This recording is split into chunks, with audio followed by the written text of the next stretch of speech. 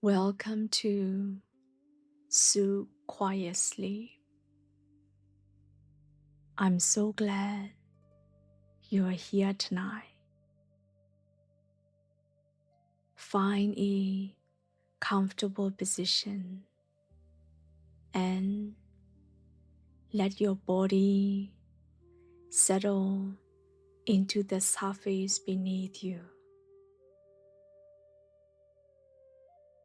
Relax your shoulders. Release any tension in your jaw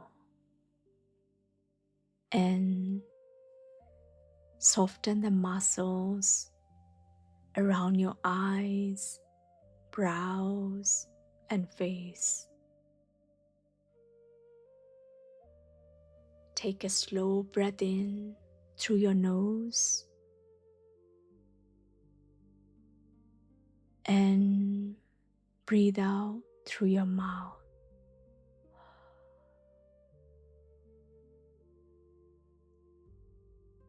With each steady breath, the sounds of your day begins to fade into the background. Now, let yourself drift into tonight's story.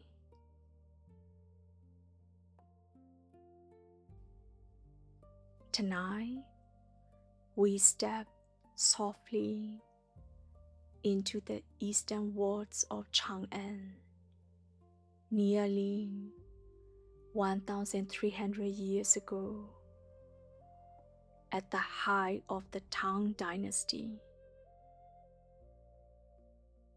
It is late autumn, and the hour is before first light.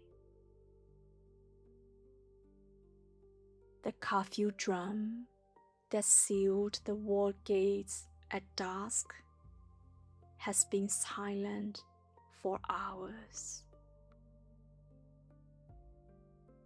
In a small room of a household compound in the eastern quarter,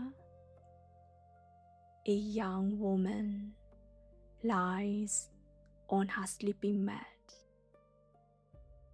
awake. She is 24 years old, a literary assistant to the Pei household, one of the great aristocratic families of Chang'an. She has been awake for some time already, her mind turning through documents she finished yesterday evening. She does not lie awake from worry about big things. They are small things. A character she copied yesterday evening. Did she form the third stroke correctly? A letter prepared for the senior secretary? Was it properly folded before it was sealed? The steward noticed a misplaced scroll last week. She thinks of it still. The work at the Pei household is honorable. Work she wanted. She has been there a month now. The work has developed a quality she did not expect. It does not end once she leaves the household gate. It follows her through the ward lanes and onto her sleeping bed, where it waits for her in the dark. She lies still and watches the ceiling. Outside, a night watchman wooden clapper, the hollow two-beat tap that marks the night watch hours across the sleeping ward, sounds once in the lane, then fade into quiet.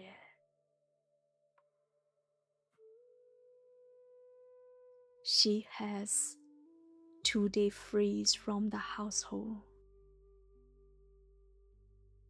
Lying there before dawn, she thinks of a mountain Buddhist nunnery in the Zhongnan hills, south of Chang'an, set among pine and cedar forests on a hillside path. She and her mother would go there once or twice each year, sometimes in spring when the mountain streams run full, sometimes in autumn when the pines carried the dry scent of resin in the cool air. Whenever life in Chang'an grew too noisy, they would spend a day among the pines before returning home.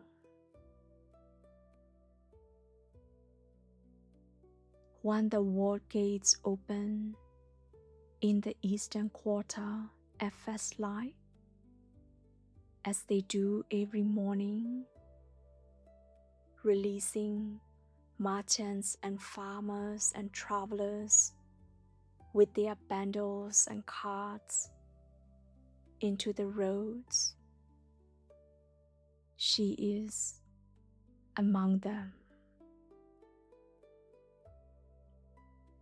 The morning air outside the city is clean and cold. The road south winds through fields still pale with dew. The Zhongnan ridge dark ahead. Above the ridgeline, clouds drifted across the sky as they always had. The same slow passage she remembers from childhood. By midday, the city is far behind her and the pine forest begins. The nunnery appears in the hollow of the hills when the sun is at its highest. Gray tiled roof lines between the pine trunks. A single oil lamp already burning beneath the gate eave in the midday light. Barely needed, but lit. The smell of the mountain. Sun-warmed pine resin. Sharp and familiar. It's the same smell she has known since she was young.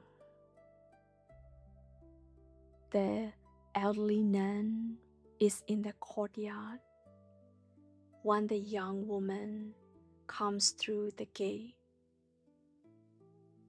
She is in a plain gray robe. The nun has known the young lady since she was 5 years old. She looks at her for a moment without speaking. "You look tired," she says. "I have not been sleeping well," the young woman replies. The old nun says nothing more. She takes the bundle and places it beneath the eave before bringing tea. A compressed tea cake, brewed in a small clay pot and poured into thin celadon cups.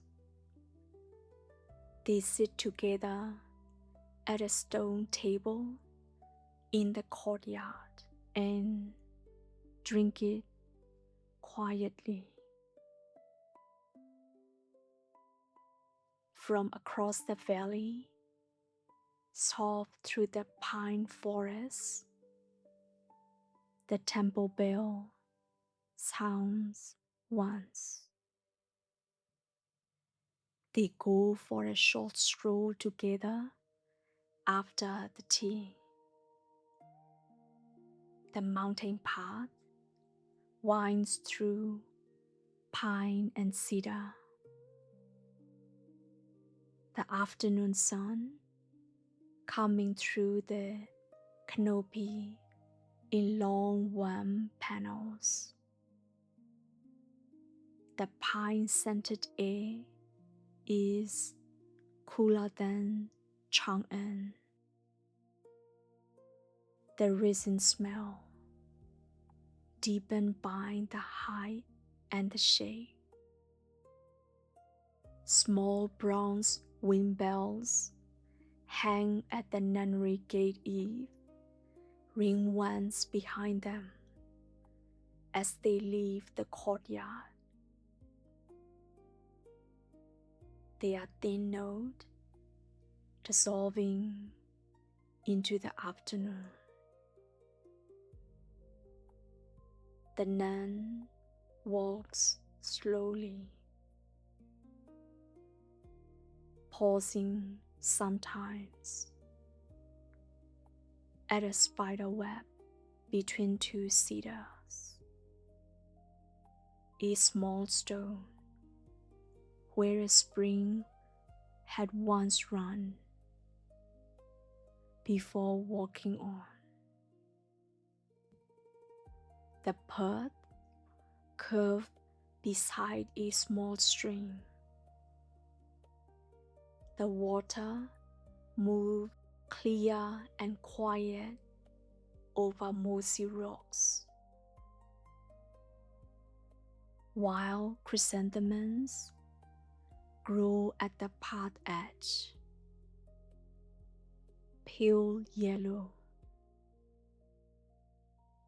Their heads tend towards the afternoon light. The nun sits on a white stone above the stream and says, "The stream does not stop when we stop looking at it." She sits beside the young woman. The water continues over its stone. The forest is quiet around them. The young lady remembers sitting on a stone very much like this one as a child. her mother beside her, watching the water move.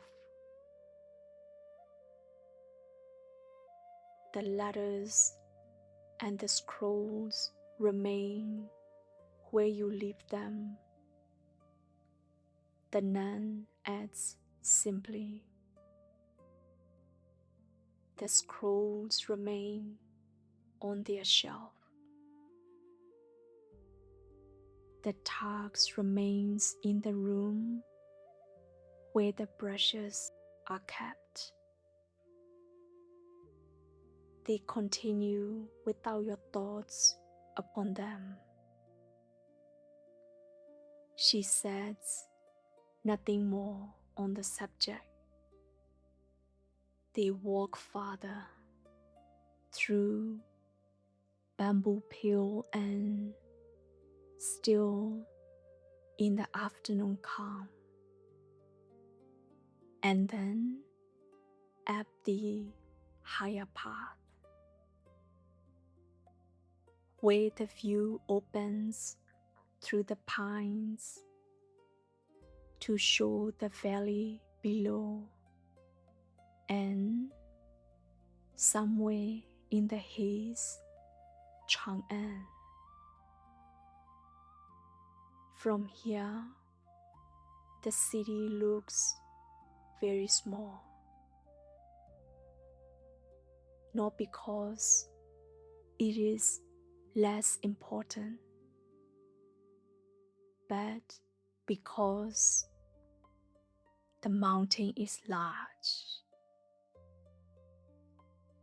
The pine-scented air moves through the forest above them,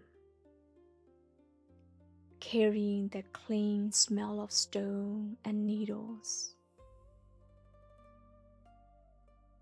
Clouds cross the ridge slowly, white and passing, one after another, and do not look back. By the time they return to the nunnery, the tightness that has sat on her chest for several weeks has eased. Not all of it, but enough that she noticed the difference. They sit in the courtyard as the light fades. The lamp under the gate eave is lit. Chrysanthemums at the garden edge hold their pale yellow in the dusk. The bamboo against the east wall is still. Beyond the nunnery wall, the mountain settles into its evening blue. The walk is not the burden, the nun says, after a long silence. The nun looks at the young woman. Carrying it home is the burden.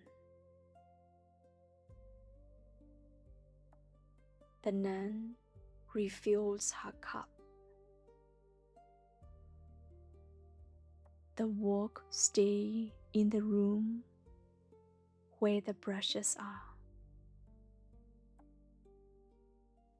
It does not walk out the door unless you carry it.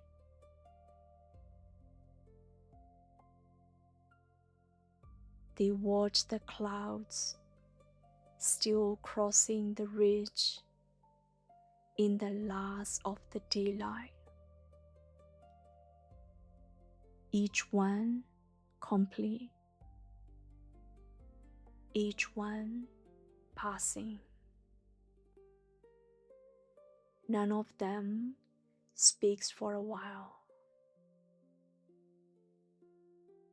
The lamp flame stirs once in a small breath of mountain air, then steadies. Soon afterward, they share a simple meal in the dining hall. Rice, vegetables, and hot soup warmed over the kitchen fire. Little is said. The mountain settles fully into darkness beyond the windows. After the evening meal, the young woman thanks the old nun and wishes her a peaceful night. Carrying the day's quiet with her, the young lady makes her way to the guest room in the north corridor. The guest room is small and plain. A sleeping mat, a low writing table, a single oil lamp on a wooden stand. Warm and still above her when she lies down.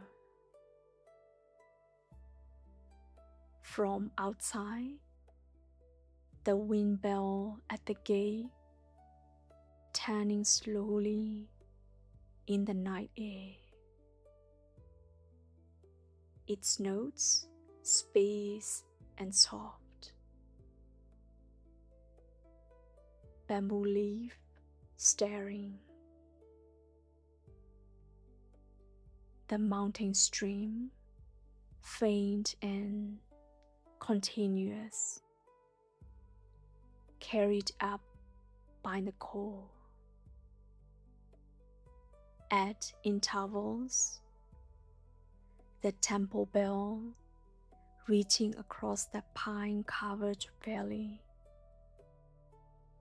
soft and steady. She lies still and listens. A thought arrived. The letter she folded before leaving. The senior secretary face. The scroll. She let them pass. The way a cloud crosses a ridge. Present for a moment, then gone. Another thought, she noticed it and let it go. The bell sounds once more, distant and low. The bamboo move in the night wind.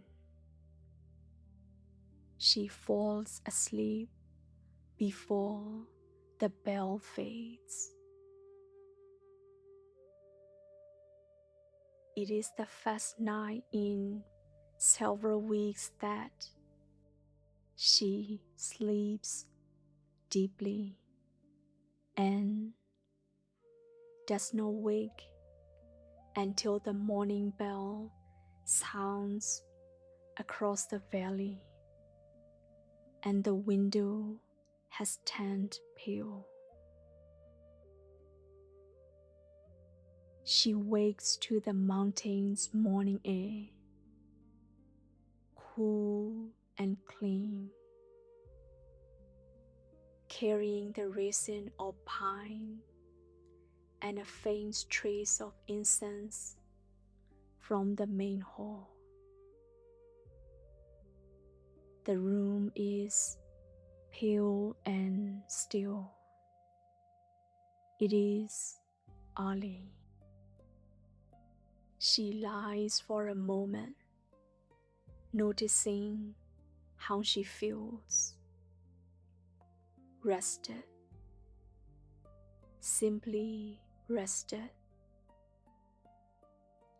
in the way that seems extraordinary, only when it has been missing.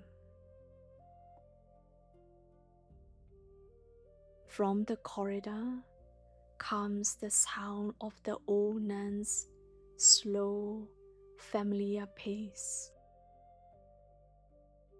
and the distant bell carrying across the valley one more time before the morning prayers begin.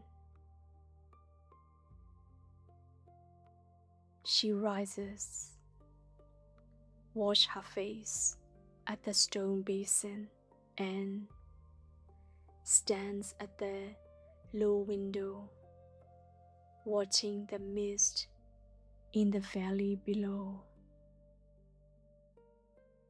The ridges dissolving into it. Chang'an is somewhere in the haze. The letters, the scrolls, and the copying table are all waiting for her. It can wait. She doesn't have to carry with her. Before she returns back to Chang'an, she sits with the old nun in the courtyard one last time. The mountain has not answered every question. She will still worry sometimes, still lying awake with a letter running through her mind. The tasks will still be the same tasks, but she has remembered something. Once she walks out of the Pei household gate each evening, the evening belongs to her, not to the documents, not to the correspondence, not to the quiet fear of a small mistake. The brushes stay in their case. The inkstone stays on its shelf. What she does with the hours between dark and sleep is hers to choose. Perhaps embroidery by candlelight, or reading poetry until the lamp burns low. Perhaps simply sitting under the eave and watching the full moon cross the courtyard, or simply listening to the rain. And so the young lady thanks the old nun at the gate, touches her hands, and turns to the path winding back through the pines. The bell rings once more behind her, low and steady. She carries its sound down the hillside until the path curves and the trees close. There is only the morning ahead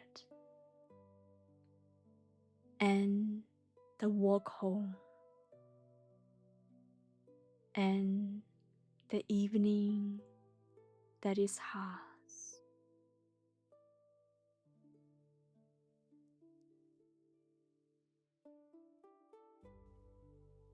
The world we visited tonight grows quiet now, and you can simply rest here, comfortable and at ease. Your mind can relax. Your body can soften. If you are already drifting into sleep, allow yourself to sink a little deeper. And if you are still awake, just listen to the quiet. There is nothing more to do, nowhere else to be. I'll be here whenever you need another peaceful moment like this. But for now, sleep well. Good night.